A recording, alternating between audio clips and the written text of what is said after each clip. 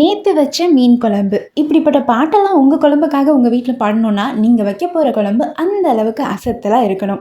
நான் சமையல்ல முதல்ல கத்துக்கிட்ட ரெசிபி இந்த மீன் குழம்பு ரெசிபி தான். எனக்கு தெரிஞ்சு நான்வெஜ்லயே சிக்கன், மட்டன் இதெல்லாம் தாண்டி எப்பவுமே ரொம்ப சிம்பிளாவும் டேஸ்ட் எப்பவுமே மாறாத ஒரு ரெசிபினா இந்த மீன் குழம்பு ரெசிபி தான் நான் சொல்லுவேன். இன்னைக்கு நான் சமைக்க போறது எங்க அம்மாவோட ஒரு குயிக்கஸ்ட் மீன் குழம்பு.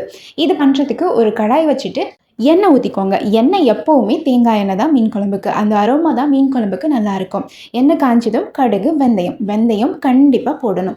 2 பொரிஞ்சதுக்கப்புறமா ஒரு 10 பல்லு பூண்டு நல்லா உரித்து அப்படியே ஆட் பண்ணிக்கோங்க. பூண்டு கட் பண்ணக்கூடாது, இடிக்கக்கூடாது, அப்படியே போடணும். அப்படியே போடும்போது உங்களுக்கு அந்த குழம்புல நல்லா கொதித்து வெந்து வரும்போது கடைசியாக எடுத்து சாப்பிட்டிங்கன்னா அது ஒரு தனி ருசியாக இருக்கும். கண்டிப்பாக இந்த மாதிரி ட்ரை பண்ணுங்கள். இது கூட வெங்காயம். வெங்காயம் எங்கள் அம்மா எப்போவுமே சின்ன வெங்காயம் தான் யூஸ் பண்ணுவாங்க. பட் இந்த ஊரில் எனக்கு சின்ன வெங்காயம் ரொம்ப காஸ்ட்லியாக இருக்கனால பெரிய வெங்காயம் தான் நான் யூஸ் பண்ணிகிட்ருக்கேன். ஒரு பெரிய வெங்காயத்தை கட் பண்ணி ஆட் பண்ணி அதையும் நல்லா வதக்கிக்கலாம். கொஞ்சம் லைட்டாக வதங்கினதுக்கப்புறமா ஒரு தக்காளி. தக்காளி சைஸ் சின்னதாக கூட நீங்கள் ஆட் பண்ணிக்கலாம். ஏன்னா நம்ம புளி ஊற்ற போகிறோம். சின்னதாக கட் பண்ணி ஆட் பண்ணி அதையும் வதக்கிக்கோங்க. இப்போ புளி பார்த்தீங்கன்னா ஒரு பெரிய லெமன் சைஸ் அளவுக்கு புளி கரைச்சிக்கோங்க. நல்லா எல்லாத்தையும் கரைச்சிட்டு அந்த சக்கையெல்லாம் வெளியில் எடுத்துட்டு அந்த பாத்திரத்தில் எவ்வளோ தண்ணி வேணுமோ அந்த அளவுக்கு ஊற்றிக்கோங்க. இதில் நம்ம மசாலா ஆட் பண்ண போகிறோம். மசாலா பார்த்தீங்கன்னா கொஞ்சமாக மஞ்சள் தூள், 3 டேபிள் ஸ்பூன் தனி மிளகாய்த்தூள். தனி மிளகாய்த்தூள் போடணும் கண்டிப்பாக. அதுக்கப்புறம் 3 டேபிள் ஸ்பூன் மல்லித்தூள். இது எல்லாத்தையும் அப்படியே கரைச்சிக்கோங்க. இது கூட உப்பு சேர்த்துக்கோங்க, மறந்துடாதீங்க. எல்லாத்தையும் நல்லா கரைச்சிட்டு இப்போ நமக்கு வெந்துட்டுருக்கு இல்லையா அந்த தக்காளி வெங்காயம் அது கூட சேர்த்து இப்போ இதை நீங்கள் கொதிக்க விடும்போது ஓப்பன்லேயே கொதிக்க விட்டுடுங்க. ஒரு 10 நிமிஷம் மீடியம் ஃப்ளேமில் ஓப்பனில் கொதிக்க வைக்கணும். மூடி போட வேண்டாம்.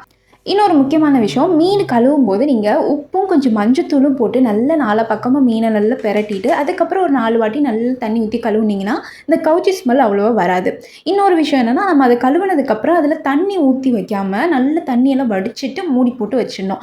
அது ஓரமாக வச்சுட்டு இப்போ குழம்பு ஸ்டார்ட் பண்ணி இது நல்லா கொதிச்சு வரும்போது இதை ஆட் பண்ணிக்கலாம். 10 நிமிஷத்துக்கு அப்புறம் ஒன்றா எடுத்து ஆட் பண்ணிக்கோங்க. எல்லாத்தையும் பொதுக்குன்னு கொட்டிடாதீங்க. ஒன்றா அழகாக எடுத்து ஆட் பண்ணிவிட்டு இதையும் ஓப்பன்லேயே நம்ம கொதிக்க விட போகிறோம். எவ்வளோ நேரம்னா 10 நிமிஷம் போதும். ஆனால் சிம்மில் வச்சுடுங்க. சிம்மில் வச்சு 10 நிமிஷம் கொதிக்க விட்டிங்கன்னா நல்லா அந்த மீனுக்குள்ளே எல்லா மசாலாவும் இறங்கி அப்போவே சாப்பிட்றதுக்கும் நல்லாயிருக்கும். யூஸ்வலாக மீன் குழம்பு மறுநாள் சாப்பிடும்போது தான் இன்னும் டேஸ்ட்டாக இருக்கும். பட் அப்போவே சாப்பிட்றதுக்கு பண்ணணுன்னா இந்த மாதிரி ட்ரை பண்ணுங்கள்.